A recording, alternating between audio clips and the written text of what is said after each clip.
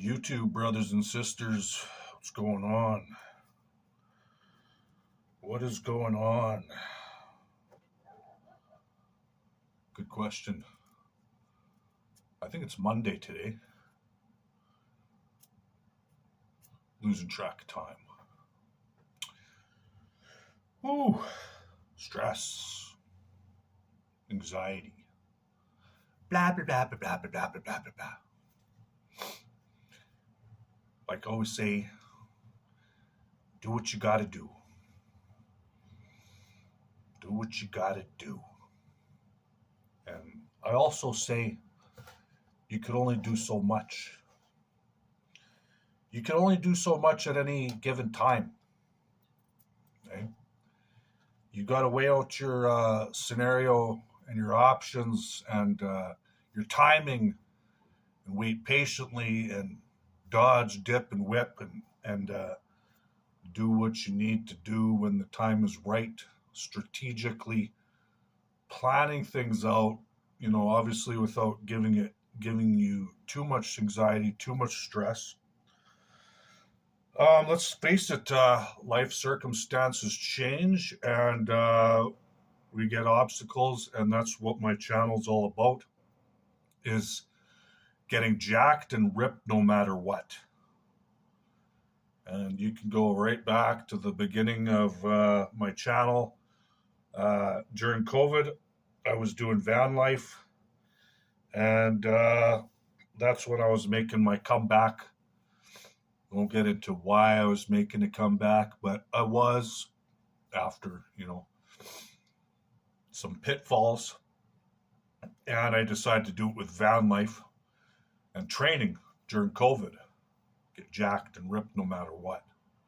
And it's always been jacked and ripped no matter what, because one thing I learned about bodybuilding that does not work is when things aren't going well in your life, you can't get self-destructive. Bottom line, faith. You got to have faith that if you're doing everything that you need to do at the required time, if it's not going to kill you and you do it, you're gonna get your 8 hours sleep a day. You're gonna be able to take a piss. You're gonna be able to sit down and take a shit. You're gonna be able to get your meals in. Hey, survival. Another bottom line, survival.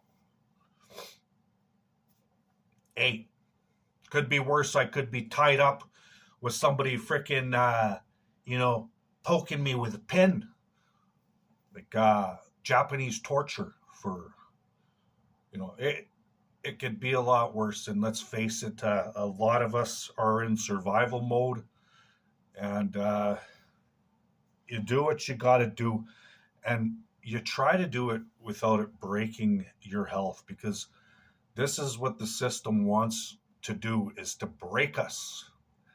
They want to crack us. They want to break us. They want to keep us overreaching. They want to keep us overworking and struggling. And that's not of God.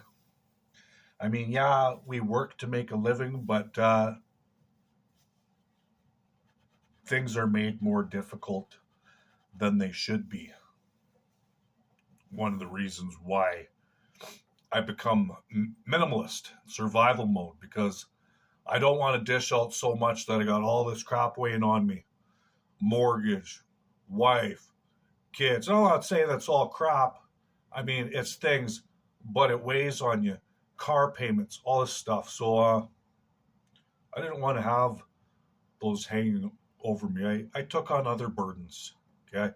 I took on the burdens of knowing the truth of the world we're in. And that suited me just fine, because it made me realize exactly why I don't want to be part of this world.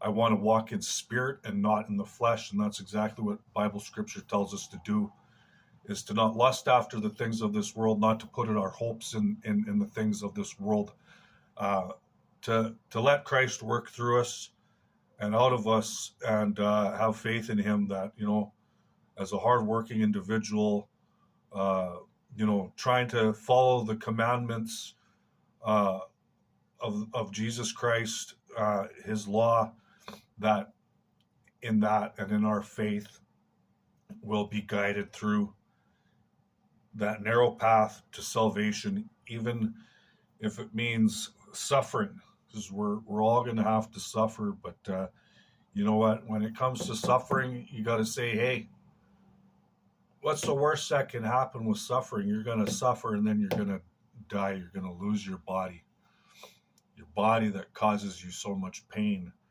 your flesh that causes you so much pain and sorrow. You're going to lose it. And during that time when you lose your body, okay, you want to make darn sure that you don't have a bucket of sin sitting there, unrepented sin. You want to make sure that you've tried your hardest to maintain a respectful relationship with your Father, Jesus Christ. You know, he's if you respect your father, you know, that brought you into this world, your dad. Um, it's it's the same thing, you know, on a bigger scale, because our fathers, our worldly fathers, aren't perfect. Jesus Christ is perfect, and the best we could do is try to be like him, so that we don't have to worry about nothing. We don't have to overstress. Is that we can put our burdens, we can give them to him, and that's all survival mode. It's all getting through obstacles and circumstances, and doing what you have to do for your health, and of course to get jacked and ripped no matter what. Now, the last video I did was getting into, you know, my plan for getting more jacked and ripped and blowing up and bulking up, and that plan's not just going to happen overnight. I talk a lot about strategy, planning things out, weighing things out, getting through obstacles. So that comes with bodybuilding too. So what I've been dealing with in that aspect is nagging injuries. And I'll tell you one that's slowed me down, but maybe for good reason, because I was overtrained. Tendon right here, worse on this arm. And you know what it's from? Something real stupid, something simple. We all do it every single day. And I Googled it, and it's a fact, and it does happen. Repetitive movements. If you do a repetitive movement all the freaking time, you're going to get tendonitis. It's not an injury, but it's like you sit there and poke at something long enough, it's going to get inflamed. May not be torn or injured, blood dripping from it, but it's going to get inflamed and aggravated and annoyed. So what I'm talking about simply is the device. I do a lot of research. I don't have a laptop. I do social media, and I have the phone like we all do in the hand. Well, you're in a position like this, right? Holding that phone. And that tendon there is always like this. Always. Well, this month's gone by, and I've had this before, and all it takes is laying off the phone. Put the phone down, turn it off, forget about what's going on in cyberspace, forget about the research, shut it all down. I don't have no Wi-Fi here. I don't have no connections here. I just buy DVDs. I'm old school. But that's what it is. So, you know, it causes me pain when I'm doing anything for back, and I want my back to get huge. I want a big, thick, wide back. And if I keep training with my arm like that, it's just going to make it worse. And then my back's even going to get smaller, and that. So I had to like think, okay, to myself, no, I'm off the trend. I'm feeling that detox come out of my body now. And so you come off that, and right away now you go on to some Novadex and some D-ball. Well, the body's got to adjust to that. It's like, ooh, wow, that's gone. What's this? Hey, Body got a new stress, because those two, Tren and D-ball, are known to cause more aggression, more anxiety. So it is what it is. You don't have to do it if it's gonna be too much for you. If you weigh out your obstacles and plan it smart, you can figure out ways around it. So I check my blood pressure on my own monitor at home here, and I was pushing, 155, 160, which isn't as bad as it was at one time, 180. At that point, I was taking blood pressure medication and managed to get it down to like 140, 145. And then recently, obviously, since going through all these changes and, having some obstacles in life here, it's not that I have a bad heart. My heart's in perfect health, but the anxiety, stress gets your blood pressure, gets your muscles all tense and tight, and things start aching, things start hurting, and I did enough research into it to know that that's what it's from. The underlying cause to a lot of body ailments is stress and anxiety.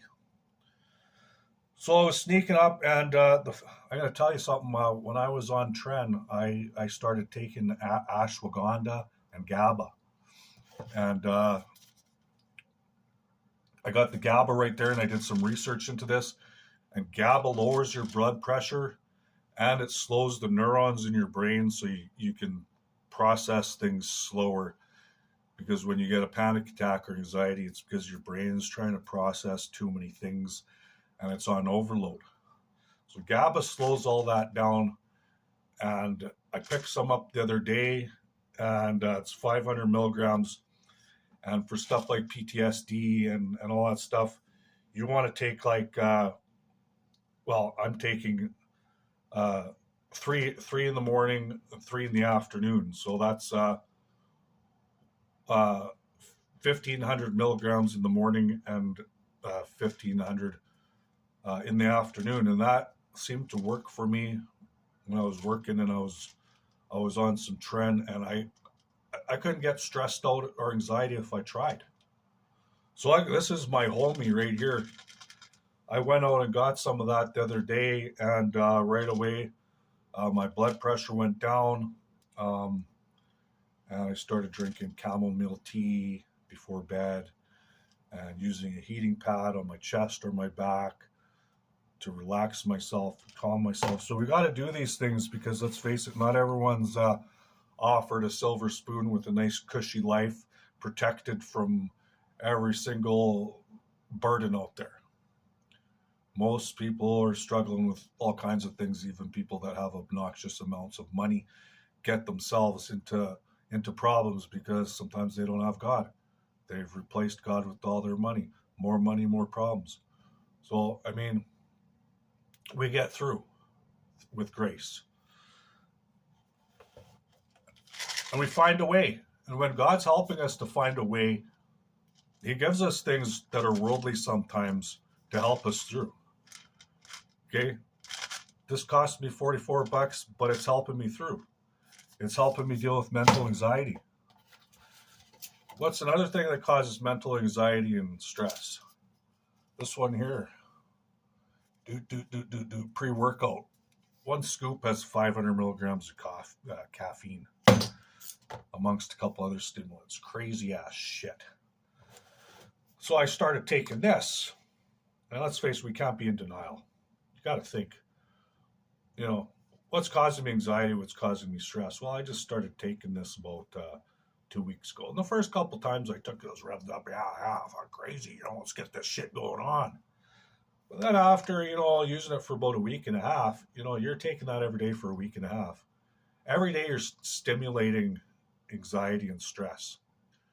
So that's just more of what's going to keep your muscles tense and tight and maybe even inhibit your recovery. So you want to be cautious of too much stimulants, too much fat burners, all that stuff. And, at the same time with these injuries and stuff, my arms, it's a lot of heat in the shower, hot water, ice water, hot water, ice water, hot water, ice water every day. Like, as much as you screwed up a certain part by doing something, you got to go the extreme opposite and unscrew it. So I'm talking like icing it 2-3 times a day. You got to get that inflammation down because it's not going to heal until you keep the inflammation down more so than not. That's what I've been trying to do. I also been dealing with plantar fasciae, if I'm saying it right. But I'm like, well, why is my foot all freaking? I don't remember injuring my foot, but I step out of bed one morning onto my heel, and holy crap, it feels like someone smashed me in the heel with a hammer. Well, lived with that for 2 months until I thought, ah, shit, this is not going away. Let's do some research. What the hell is this going on? Plantar fasciae. Why do I got that? I don't recall injuring it. I'm going to tell you exactly why. I was going banshee on my calves. I was training my calves every day, like doing 100, 200 calf raises every single day, is flexing my calves, posing them, all kinds of stuff. Well, I didn't realize, but this being my bad foot that got the plantar fasciae, my calf is just balled right the hell up, right? The calf is balled right up, put strain going on the Achilles tendon, down into the heel of the foot, bingo bango. But doctors aren't going to tell you that. Yeah, I got my cortisone shots in the foot to get the inflammation down, but I had to figure all that out by myself. They spend limited amount of time and give you limited amount of advice or knowledge, doctors. You got to do your own homework and survival mode. You got to try to fix yourself a lot of times. So I started massaging that ball in my calf, and it's still not out of there, and it's actually real painful because I was massaging it so hard. And but the pain in my foot is getting a little better, so it's going to be back to work soon, and I'm just trying to get my injuries healed up, get my pain, manage my stress, my anxiety. I'm getting all my meals in. I'm sleeping, but it's crazy sleep, so I'm getting nightmares and tossing and turning and my legs cramping up. And I'm going to get through it. I'm adjusting things. I'm making adjustments. But at the same time, I'm still doing what I need to do to get jacked and ripped no matter what. So I'm going to do a training session today. I'm going to just go by feel. I may start with a whole shitload of push-ups. And what I really want to do today is, with my workout, is just get a lot of blood flow in the body. And that's my main focus. Blood flow, get blood flow in the body without stressing the joints and the tendons. And I put on 15 pounds since the D-ball. I'm nice and full. I haven't really trained too much the last few days. So I don't really know how I'm going to look until I start rolling into that phase again of training at a freaking intense high level of heavy duty training, which I do. Then I'll get an idea, and I don't think I've went down. I think I've went up. So it's just a matter of seeing that pump I got now, and take a look and see what's going on. So that's the lowdown on the showdown, just being real and raw and just giving it to you like how it is, like how I always have.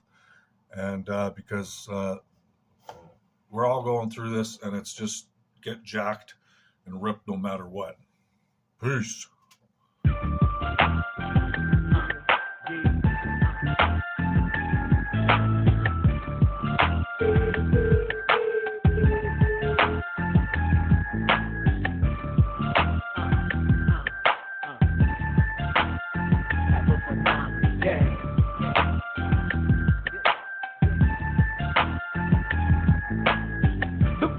Begin, I recommend like a trend.